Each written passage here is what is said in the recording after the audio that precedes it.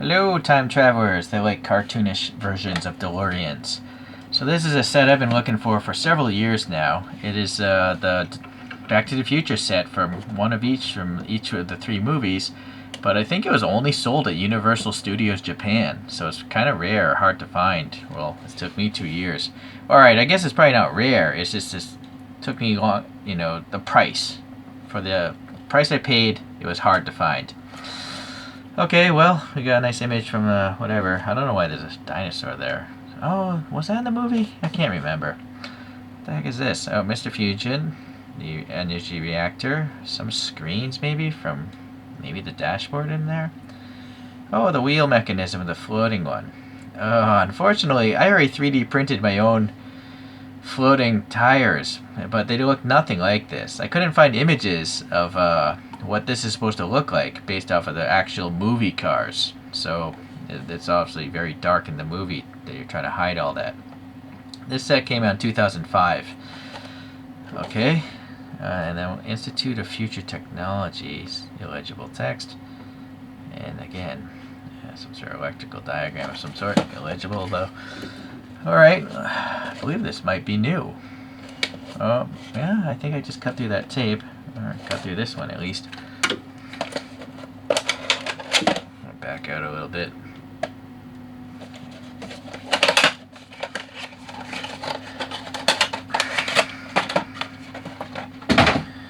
Okay, well, blister. I already have the first DeLorean, and I put metal wheels on it. I probably have a YouTube on that. But I don't think they sold this one or the second movie one individually. So in order to get this, you kind of have to buy the set. But I guess we should start in order. So it would be this one. This is from the first movie, because you can tell it's just got a black reactor back there, I think. And so your standard 5-spoke Choro-Q chrome wheels there. It's got some rubbery tires, because these are all pullback toys. See? And let's see, it says 02, so that's, well, you know what, I guess it was originally cast in 02, but I think you might have been able to buy this individually, so this would be the oldest casting. Standard construction of a screw in the front and a tab in the back. Look at the side details, you got the electrical wiring and stuff. Even the stance isn't too bad considering it's an 80s DeLorean. Some sort of greebly effects there. The little window within a window detail there. It's a groove. A little tiny stubby mirror. So going around to the front, we have some silver for the headlights, some grille detail in black, some more of those electrical conduits. Just a giant black bumper there. And then a little chin spoiler in this grayish color. And then this is all stainless steel color. Oh, I think this hood opens. Hold on, let me get some. I got some poster putty.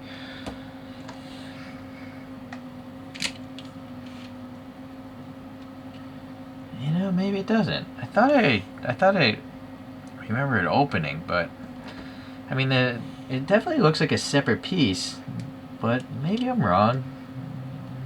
Just trying to look through the bottom. Maybe I can push it from the bottom. No. Never mind. I don't know. Maybe it opens, maybe it does. I can't remember when I reviewed that other one. You can see the spring motor there through the window.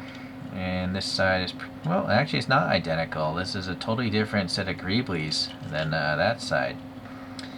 It's nice that they painted the taillights. It looks like two different oranges. Well, I kind of feel like this should be red and not orange. Yeah, based on that rear photograph. And then here those weird vents or whatever, the time machine thing. There's a coin holder, but there's nothing saying BTTF or DeLorean even. So that's kind of weird. And then here's Mr. Fusion, I guess, or whatever the reactor was, and some wiring in other capacitors or whatever goes into time machines these days. Okay, well anyways, it's pretty nice. Okay. Second one. So now we have the one where he's dumping like banana peels and other random garbage, sustainability and all that. This all still looks the same. All those greeblies, the wiring, yeah, I would say that's all identical. The front end looks identical. the hood looks identical.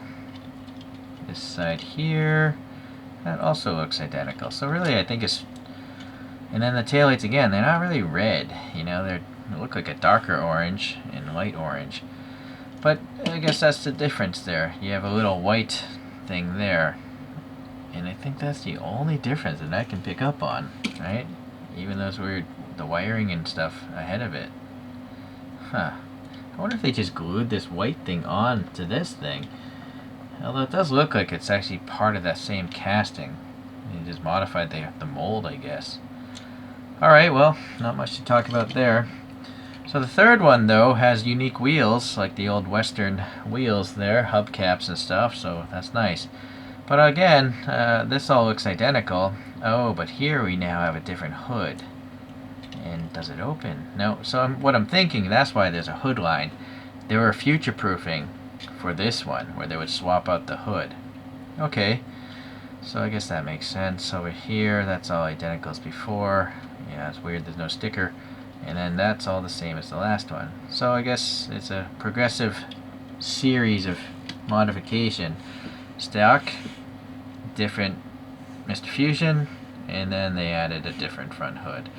Although, look at this. Is this silver different? For a moment I thought the silver was different. And, you know, I still think it's different. It looks like this is much brighter silver than that. I could be mistaken. Yeah, I mean, I don't know. I guess it doesn't matter. I'm not going to change it.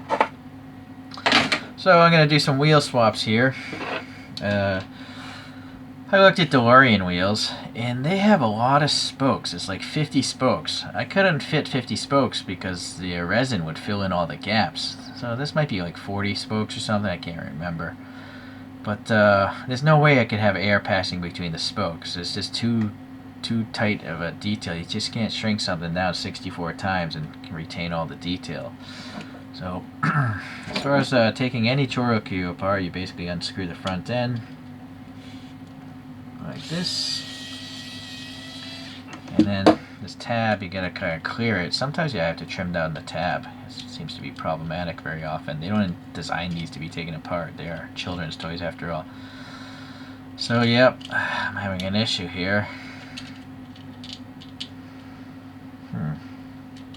Let's try the other one. Let's try this one.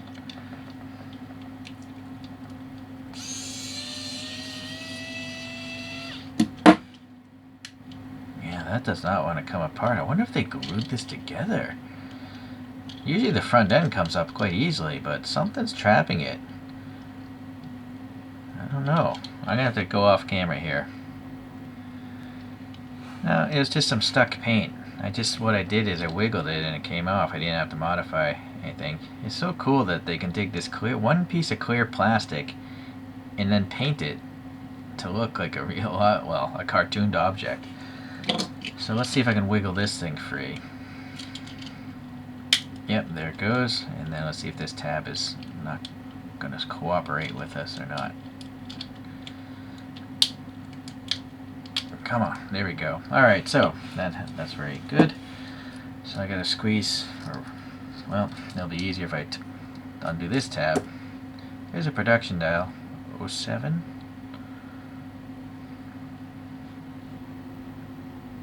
Yeah, this is actually made in 07.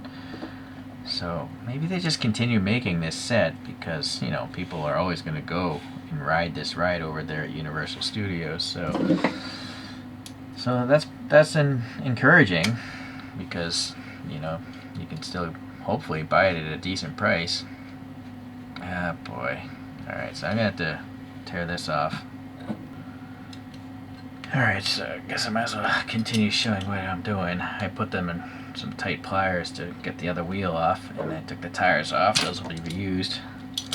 So this one is kind of hard. You can definitely take one wheel off, but you gotta clamp this side, you know, in order to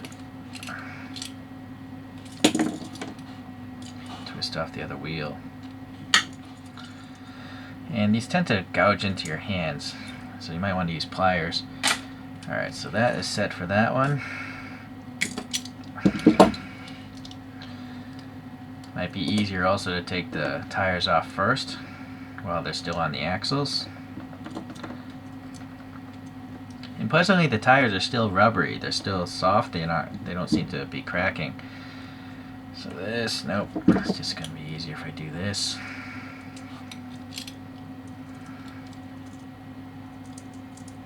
Okay. Clamp this.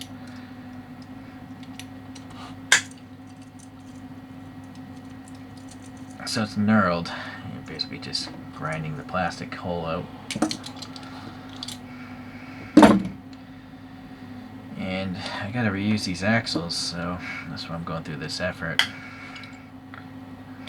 Alright, the third one I'm gonna leave alone, because those are specifically molded for the Western car. Alright, so let's pop this thing back together.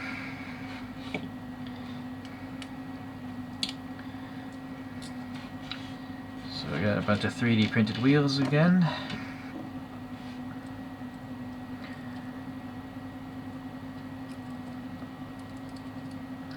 Now because they're knurled, I'm actually going to have to knurl that, twist that on.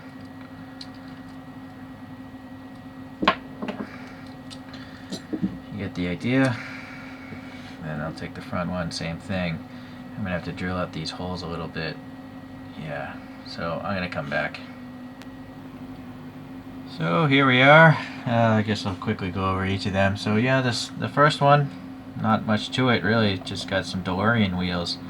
I'm afraid to try to paint those lug nuts, so that's why I didn't bother doing it. I did have to trim off a little bit of the axles though. This is the one that I did before. This has just some alloy wheels that are meant for Hot Wheels, but I think this actually looks better. Just because, you know, the spokes are thinner.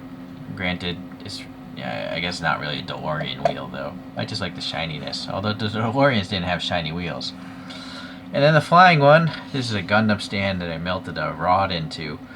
And so, you know, I just have the DeLorean wheels, and then my own little idea where like some pistons would come up, push this out, and then push it downwards. I would have to assume in the movie this becomes a thruster, but I don't think we actually see the bottom of the wheels thrusting. But being on the axles, you know, you can rotate them, and also, since it's a steel axle, they could rotate independently, so I would assume that's how it would actually fly, you know, to like a quadcopter maybe, or like a Harrier jet vector thrust. So I gotta just jam this up back in this, I jammed this little rod into this gap, and that seems to work pretty well. And then the Western one's just stock, so seems as though ChoroQ doesn't actually get into movie cars all too often.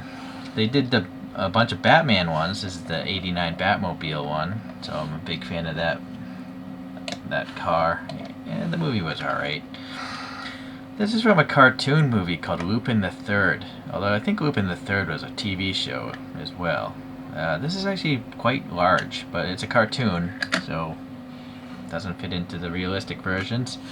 This is another cartoon by, I think it was Miyazaki. I think it was from the movie Ponyo. It's a Mitsubishi Topo. Okay, yeah, Ponyo. So again, that one's pretty big too. But hey, we do have one last live action movie here, and this is the Fast and Furious Supra. So they also did the Skyline. I'll have to get around to that as well. This one has pretty decent paint efforts. So strange because, you know, ChoroQ's been around almost 50 years. You would think that they would have more movie licensed cars. There's been plenty of cars, right? In movies, like I think of like Gone in 60 Seconds. That's a smorgasbord of cars that they could do. Or other sci-fi vehicles would be kind of neat. Anyways, leave some comments if maybe you can give them some ideas. So I guess we can get these out of here, and just, I guess this doesn't count today. Let's just get it on these three. So it was a long time coming, and I'm glad I have a 3D printer. Sure, my wheel mechanism doesn't match the box, but I'm not going to go back and redesign it. That's good enough for me. Okay, sorry, I can't focus. Don't know why. So, appreciate you watching, and we'll see you the next time we talk about some ChoroQs.